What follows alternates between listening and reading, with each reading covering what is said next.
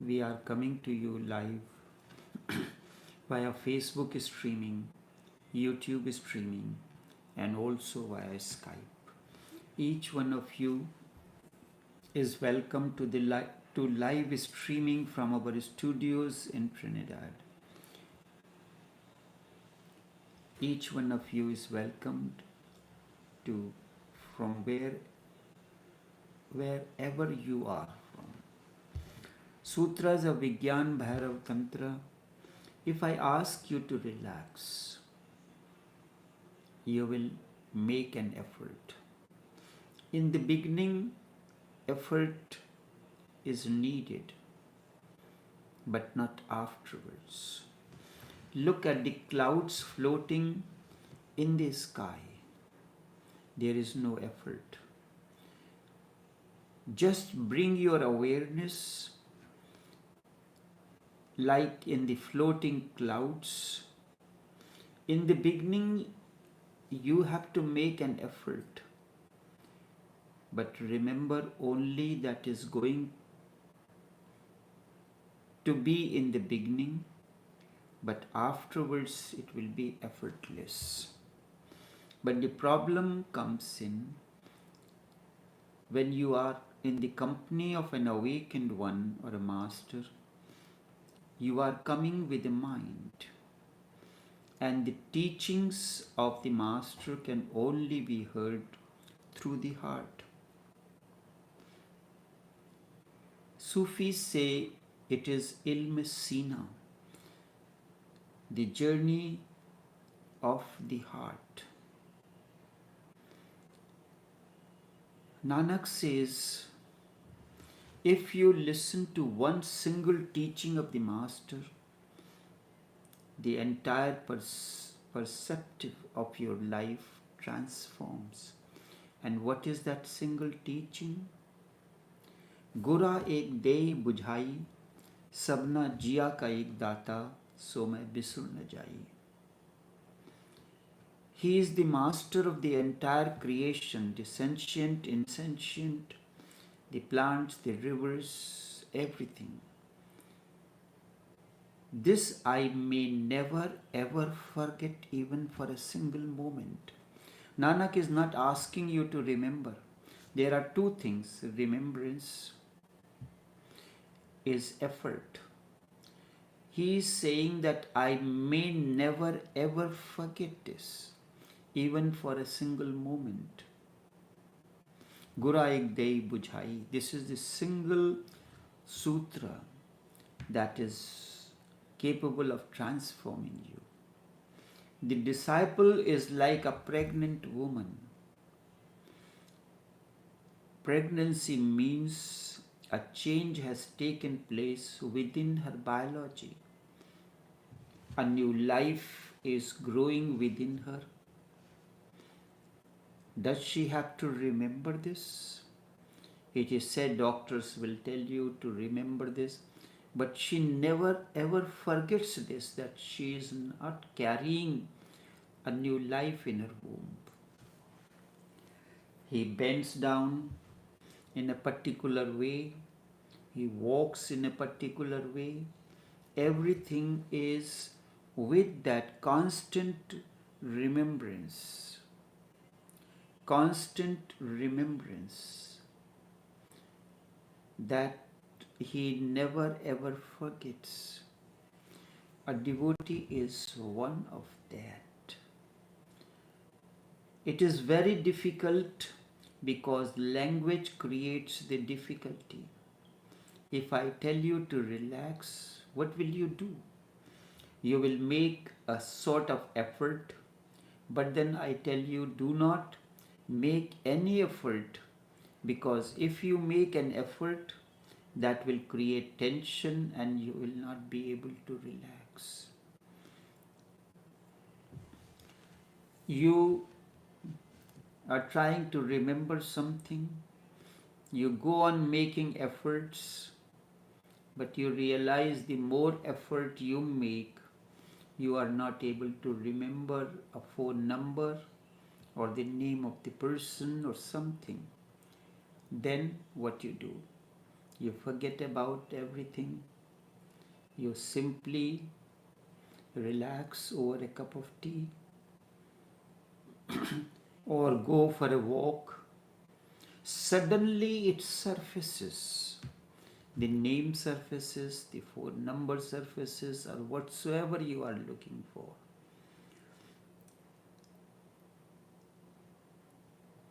Because of the language that you know the language of the mind, not the language of the heart.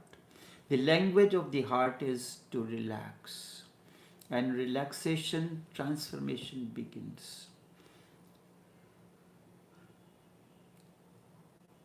I tell you to simply relax, then you are at a loss and you are bound to ask, what does this mean? If I am not going to make any effort, then what am I supposed to do? What am I supposed to do? You are not supposed to do anything. But in the beginning, non-doing looks like you are doing something. So I'll say, okay, make a little effort. But remember that the effort has to be left far behind afterwards. Use it as a starter. Just in the beginning, you cannot understand non-doing. You can only understand doing because mind is doing. So use the language of doing and action.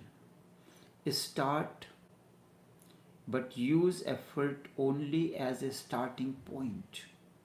And remember, the sooner you will leave it behind, it will be better. Sooner you leave it behind, it will be better. I have heard about Mullah Nasruddin. He became very old. And not only that, he became victim of insomnia. He could not sleep. Everything was tried. He tried everything, but nothing was happening. He took hot bath, he took tablets, he took tranquilizers, he took syrups, but nothing was of any help. Everything was of no avail. And the children were disturbed because Mullah could not sleep, and he will not allow anyone in the house to sleep either. So the whole night had become a nightmare for the entire family. They researched desperately for the method so that Mullah could be put to sleep. Any medicine that could help Mullah to sleep, because the whole family was getting crazy. So finally they brought a hypnotist. The children became very happy, and they told Mullah, now you need not worry. This is a miracle man. He creates sleep within minutes. He knows the very magic of it, so don't be worried. Now there is no fear and you will sleep. The hypnotist showed a watch with a chain to Mullah Nasruddin and asked, only a little faith will do the miracle. You need a little trust towards me.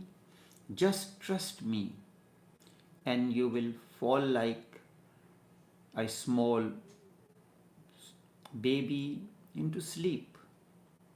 Look at this watch. He started moving the watch left and right. Nasruddin looked at it and the hypnotist said, left, right, left, right. Your eyes are becoming tired, tired, tired. You are falling asleep, asleep, asleep. This is the way the hypnotist does. Everyone was in joy, happy. Mullah closed his eyes.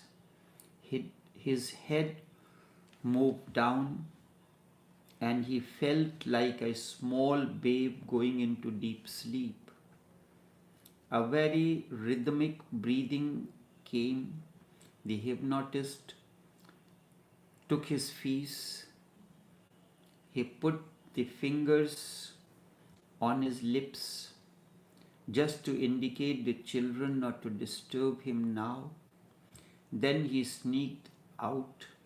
The moment he was out, Mullah opened his eyes. Where is that nut?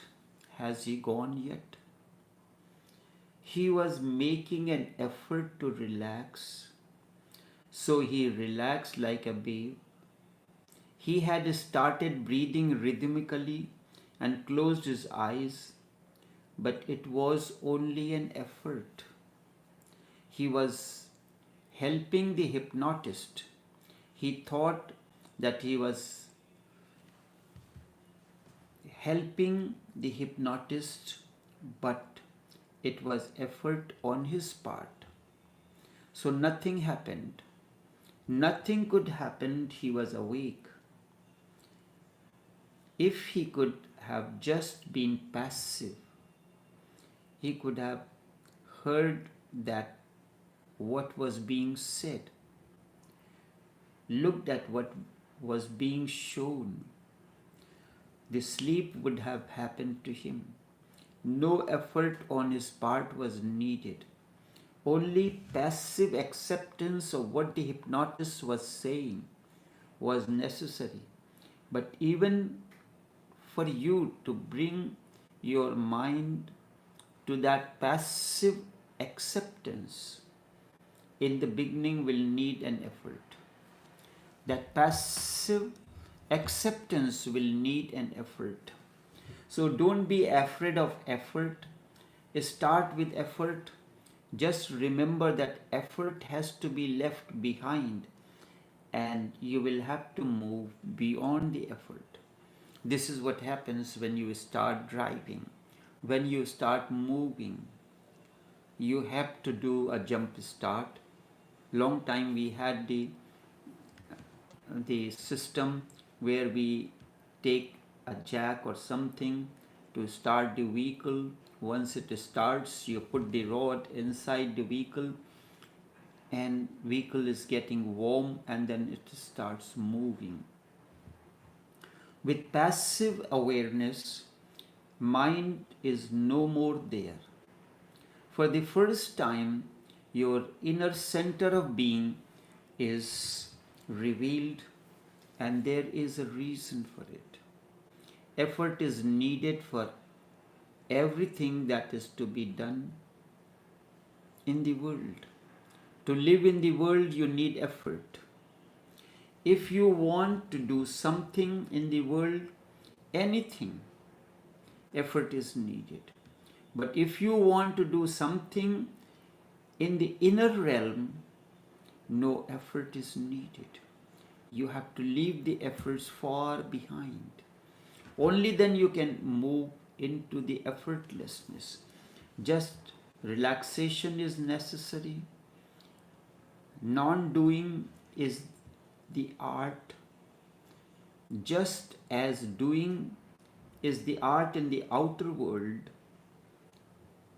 non-doing is the art in the inner world. This passive alertness is the key. Do not become disturbed by the language. Start with effort. Slowly and slowly a point will come that effort will leave you far behind. Just keep in mind that you have to leave the effort and go on leaving.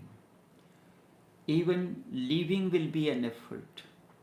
But a moment comes when everything has gone. Then you are there, simply there, not doing anything. just effortless. This is the beginning of samadhi, and that is worth knowing, worth having, worth being, and this is the secret of it. Once you know this, you do not have to worry about anything. Things starts happening on its own in a natural way. And this is the only way that you can get yourself transformed. There is no other way. No other way for that. Try to understand this. This is the way and the search of the entire world. Everyone aspires to be well known, but the things happen in a different way.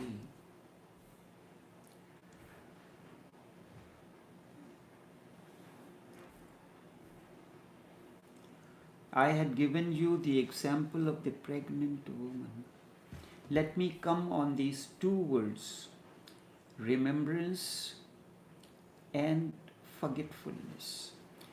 Intellect is borrowed, it is given to you by the society. You were born with heart. When the heart beat, you were alive. If the mind fails to work, as happens in one of the disease, but if heart fails, you cannot be alive. This is the sad plight. All that is imposed upon you becomes important, and heart gets subsided. The spiritual journey, according to Sufis, begins when heart center is invoked. It is said, Kalb Jagrat Hona. Heart center is invoked. Energy begins to flow to that center. The center of command becomes the heart, and heart is the center of love. Love is the beginning of consciousness. Your center has moved from head to the heart. Nanak says one teaching of the Master alone changes the entire perspective in life. What is that teaching? Nanak says he is the master of the entire creation, referring to God, Rab. Continue. He is the master of the entire creation. This I may never ever forget. This I may never ever forget, even for a single moment. I do not forget him even for a moment. This alone is enough to transform you. If you know that we are all part of one harmony, synergistic harmony, created by the same energy field. Not that Muslim is created differently than Hindus, Hindus are created differently than God. Everyone is conceived the same way.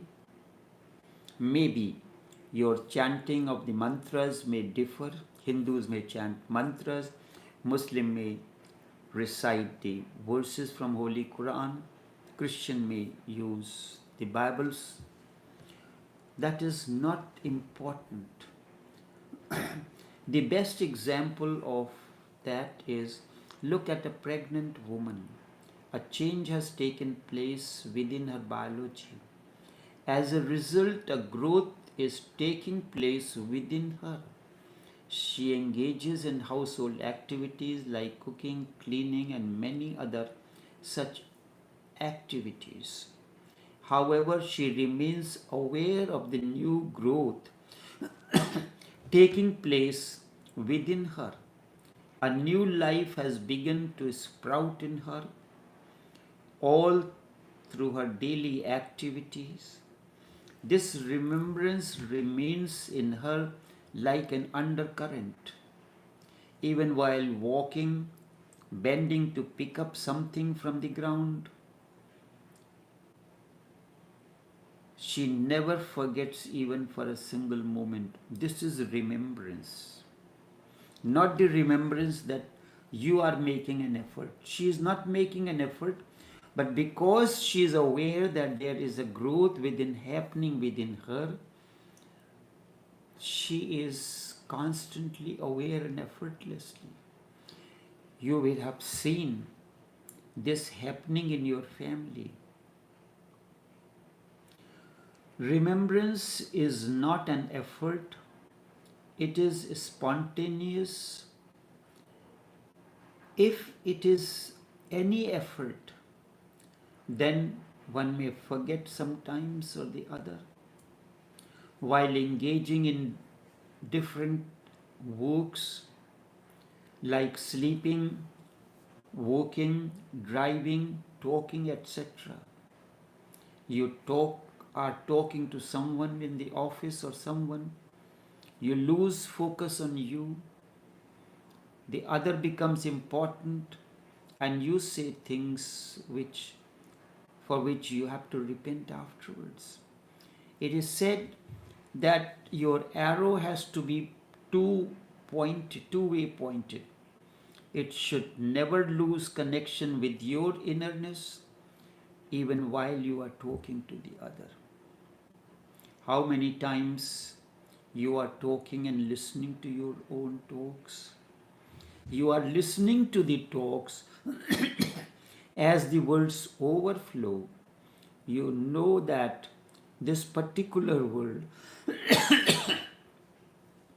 will create a different kind of effect onto the other, may hurt or something, so you do not say those words. When this remembrance is part of your being, when every cell of your being is soaked into this, Nanak says this is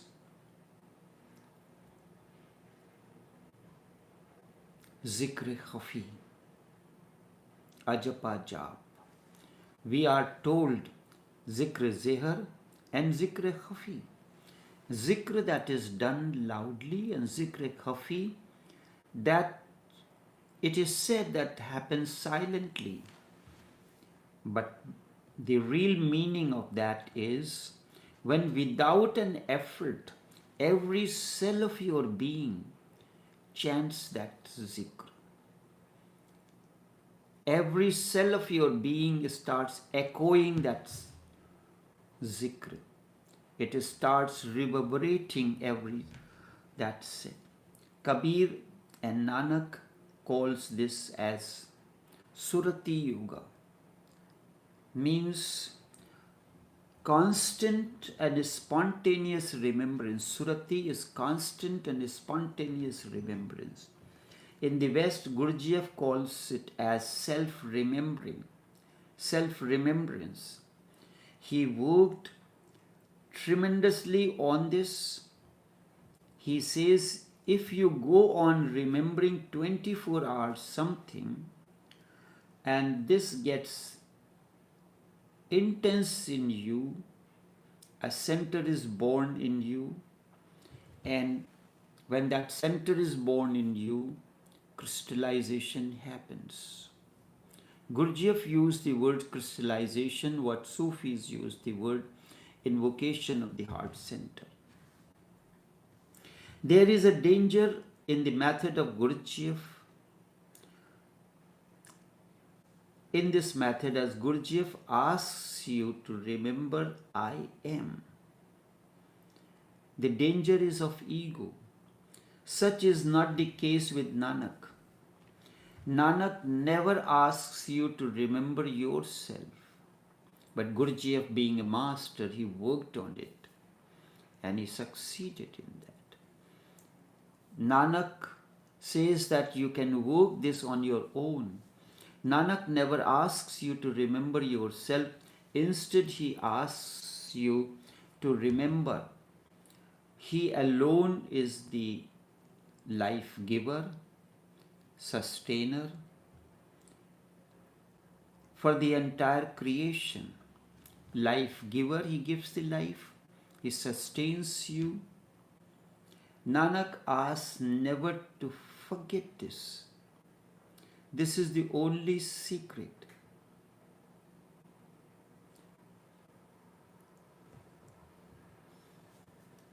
This Ek Omkar Satnam, Ek means one, Omkar, the existential sound, is alone truth. You may call it this existential sound as light, you may call it as awareness, whatsoever you call. That alone is the truth. It lurks behind the entire creation, in the clouds, the sky, the stars, the moon, the sun, the speck of dust. This is seen. This I may never ever forget everything. This is a remembrance. And as this crystallizes in you, something starts transforming deep within you. Nanak says there is no need to leave the world. And Sufis emphasize that. The entire world is permeated by the same energy. Wherever you go, you will find the touch of that. When somebody visits your house, he sees in everything that is around your touch, the deco, the color of the scheme, the furnitures and fixtures, all manifest your taste and your likes. So the same way, when everything is created by one, then you see everything same. Now you look at a train. There are different compartments. They are made by one mechanism. So everyone looks same. Look at the vehicles. All the vehicles of a particular brand is made under one principle, that divine principle, if I put it that way. So everything looks identical, a particular model. Then a particular model of a brand. Then in order to identify it, you have the different colors, chassis number and engine numbers to identify one car from the other. So we are all part of one. The entire world is permeated by the same energy. Wherever you will go, you will find the impressions. Yes, as many vehicles you see of one model, you will remember that all these are of this particular brand. You will find a vast congregation of followers, Sikhs, and all these things, they are involved in the world because nothing is outside. The creation, nothing is outside the creation, beyond the creation. But they have forgotten the other side of the truth, that the entire thinking and the way of life remains worldly. One has to remain in the middle, the Buddha's way. But intellect always chooses the extreme path. This is the reason that the essence of Nanak is lost along the way. Sikhs are all around. However, nowhere the Sikh comes from a Sanskrit word shishya, disciple. disciple of Nanak is seen anywhere. And when this remembrance that he alone is the sustainer remains, then you can be in the world, but the world will not be within you. Be in the world, but do not let the world be within you. Nanak says, one who listens to the one message of the Master, his intellect gets precious like gem. Why is Nanak talking about these precious gems? Nanak is using the word for the reason when need arises. You may leave everything, but not the precious gems. This remembrance is like the most precious gem. Once you remember this, the effort will come to an end, and the journey becomes spontaneous like a child. Only this much for this morning. Until we meet again tomorrow, take care and do have a pleasant day.